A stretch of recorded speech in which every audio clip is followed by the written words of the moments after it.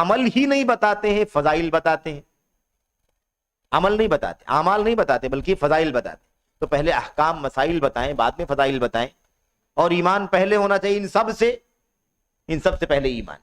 तो ये अजीब व गरीब उथल पथल है, क्योंकि दावत का मिशन अल्लाह की किताब के मुताबिक, नबी की सुन्नत के मुताबिक और अंबियाई दावत का जो तरीका है उसकी मालूमात से दावत का पूरा मैदान खाली है। और आप देखिए कि आइडियल कौन है? आइडियल वो है जिसने किताब लिखी है, आज का 50 साल पहले का, 100 साल पहले का, 150 साल पहले का। उसने जो फार्मूला दिया है, उसने जो थियरी दी है, उसके मुताबिक लोग क्या कर रहे हैं? अपनी अपनी जमातें बना रखा है और अपने अपनी दावत के काम कर रहे हैं। हमें इन सब को छोड़ करके वापस जाना है बिल्कुल पीछे, क्योंकि सलफी दावत है, असल वाली दावत गुजर चुकी है। जो दावत, ये तो अपनी पार्टी की दावत है, ये तो अपनी जमात की दावत है, ये तो पर्सनल अपने ग्रुप की तरफ दावत है। तो ये भी समझाने की जरूरत है कि जैसे सलफियत असल इस्लाम है, ऐसे सलफी दावत असल इस्लाम की दावत है। असल इस्लाम जैसे अहले हदीसियत असल इस्लाम है, खालिस इस्लाम है, ऐसे अहले हदीसियत की दावत खालिस इस्लाम की दावत है, जो कुरान में, सुन्नत पे, सहाबा की जिंदगी में आ चुका है। अच्छा, अब सलफी दावत जो नाम रखा गया है, इसका नाम जो रखा गया है, ये सलफी दावत इसलिए नाम है इसका, इसलिए रखा गया है ताकि इम्तियाज हो सके। और ये वही उसूल है असल सलफ। हम क्यों सलफियत से निस्बत करते हैं? ताकि ये इम्तियाज हो जाए कि हम सलफ के रास्ते के बाद जितने रास्ते निकले हैं, हम उनमें से किसी रास्ते से अटैचमेंट नहीं रखते। ठीक है ना? चाहे कोई भी फिरका हो, राफिजियत हो, शिईयत हो, कदरियत हो, जबरियत हो, या मिसाल के तौर पर अब जो फिरके निकल आए, सूफियत का रास्ता है, फिर अब बड़े सगीर के जो फिरके हैं मिसाल के तौर पर, या जो और बहुत सारे फिरके पाए जाते हैं इधर ओमान वगैरह के अंदर, इबादिया, नुसैरिया, अज़ारिका, सब शियों के फिरके हैं, इस्माइलिया, बातिनिया, फिर उनके बहुत सारे पार्ट्स हैं। हमारा इनसे भी कोई ताल्लुक नहीं है। और हम बड़े सगीर हिंदुस्तान पाकिस्तान में जो रहने वाले लोग हैं, यहाँ के जो फिरके खास तौर पर, ये सारे के सारे जो फिरके हैं, इन सारे फिरकों का मसला क्या है? इसमें जो फसाद है, उसी फसाद से इम्तियाज करने के लिए, ताकि कोई ये ना समझे कि दावत सूफियत की दावत है, कोई ये ना समझे कि दावत कब्र परस्ती की दावत है, कोई ये ना समझे कि दावत खैज हुकूमत और सियासत की दावत है, कोई ये ना समझे कि सिर्फ ये आले बैत रसूल 5 लोगों की पंजतन पाक की तरफ बुलाने की दावत है, कोई ये ना समझे, है ना, कि इससे जो दावत दी जा रही है वो हुकूमत के खिलाफ फ्रंट खड़ा करने की दावत। बल्कि हम कौन सी दावत देते हैं? हम इससे सबसे दूर हैं।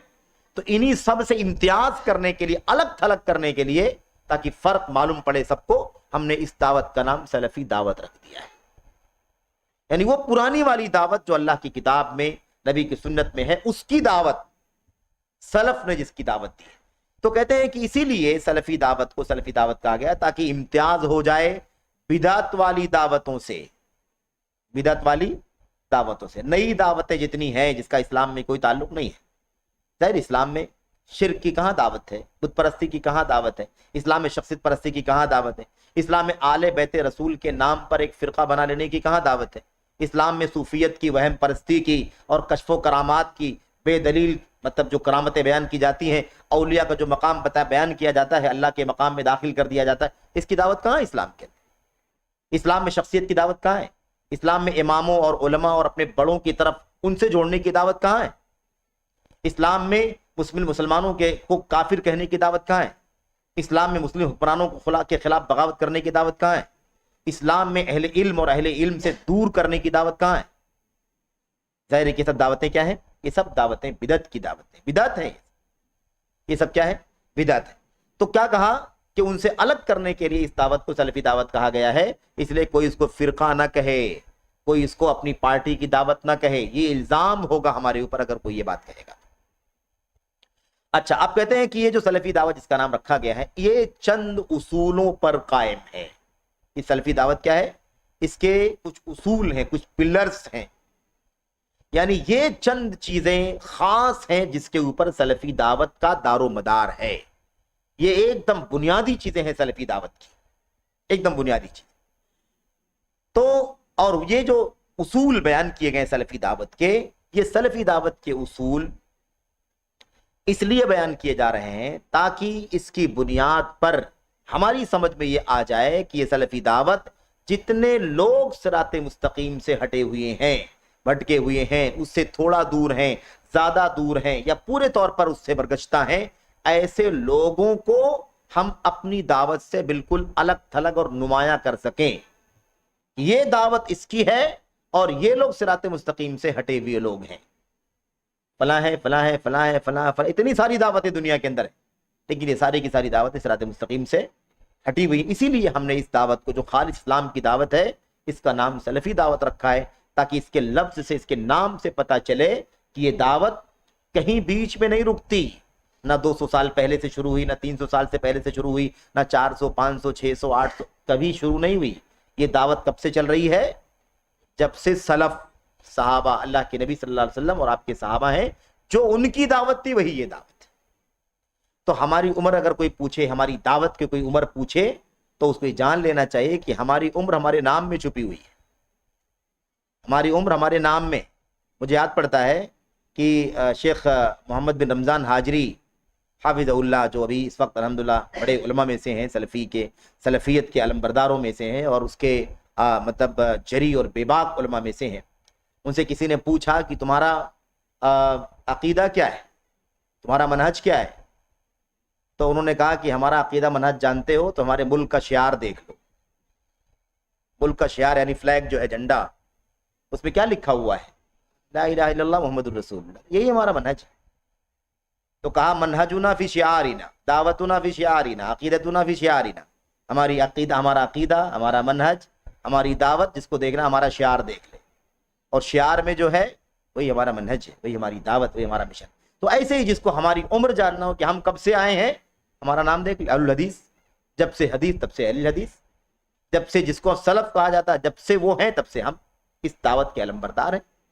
تو بہرحال یہ سمجھنے کی ضرورت. آج لوگ کہتے ہیں کہ جمعیت اہل حدیث والے تو 100 سال پہلے نکلے، 1906 میں اس کی شروعات ہوئی ہے.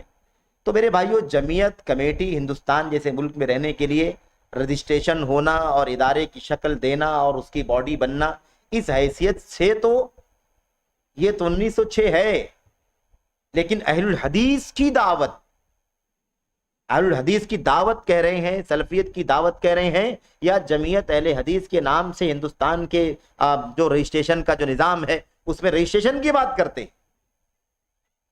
دونوں میں کیسے خلط ملط کرتے ہیں، عوام کو گمراہ کرتے ہیں. ہمارے بہت سارے بھائی کہتے ہیں یہ بہت اپنے آپ کو بات کرتے ہیں، یہ 1906 میں پیدا ہوئی ہے. اتنے سال پہلے آپ کو اہل حدیثوں کی کوئی خبر نہیں ملے گی. اتنے سال پہلے چلے جاؤ تو آپ کو کوئی ہندوستان، پاکستان، بر صغیر کے اندر آپ کو کوئی ان کی مسجد نہیں ملے گی. اس طرح لوگ گمراہ کرتے ہیں بہت سارے لوگ. تو سمجھانے کی ضرورت ہے اپنے بھائیوں کی. میرے بھائیوں، یہ شبہ ڈالنا ہے، شبہ میں ڈالنا ہے. شبہ میں مت پڑھو، شبہات میں. مسئلہ یہ نہیں ہے. اصل دعوت ہے کہ دعوت کب سے ہے؟ دعوت جب سے اسلام آیا تب سے اس کی دعوت ہے. نسل در نسل، نسل در نسل یہ دعوت چلتی ہوئی آ رہی ہے. آج بھی الحمدللہ اپنی حقیقتوں پر قائم ہے، کوتاہیوں کے باوجود اور کمزوریوں کے باوجود بھی، ساری مخالفتوں کے باوجود بھی یہ دعوت الحمدللہ اپنا کام کر رہی ہے. اس کے علماء اور اس کے جو ہیں الحمدللہ اہل، وہ سارے کام کر رہے ہیں. ہاں، ہندوستان وطن عزیز کے اندر جو ایکٹ بنے ہوئے ہیں، کوئی بھی کام کرنے کے لیے رجسٹریشن ہونا چاہیے، کوئی باڈی مطلب اس کے اندر بننی چاہیے، اور اس کے ذمہ داران کی مثال کے طور پر نامزدگی ہونی چاہیے. اس اعتبار سے جمعیت اہل حدیث کے نام سے اس کا رجسٹریشن ہوا، 1906 کے اندر فاؤنڈیشن ہوا ہے، بنیاد پڑی ہے. ورنہ دعوت تو اسی وقت سے ہے جب سے اس کا وجود ہوا ہے. ہم کب سے ہیں؟ غار حرا میں وحی الہی کے نازل ہونے سے ہیں. جب سے غار حرا میں وحی کا نزول ہوا تب سے اہل الحدیث موجود ہے، کیونکہ جو اللہ کا کلام اترا تھا وہ حدیث تھا، اللہ تبارک و تعالیٰ کے کلام کے مطابق. اللہ نزل احسن الحدیث فبأي حدیث بعدہ یؤمنون. بہرحال تو خیر، یہ ہو گئی بات. تو یہ کہتے ہیں کہ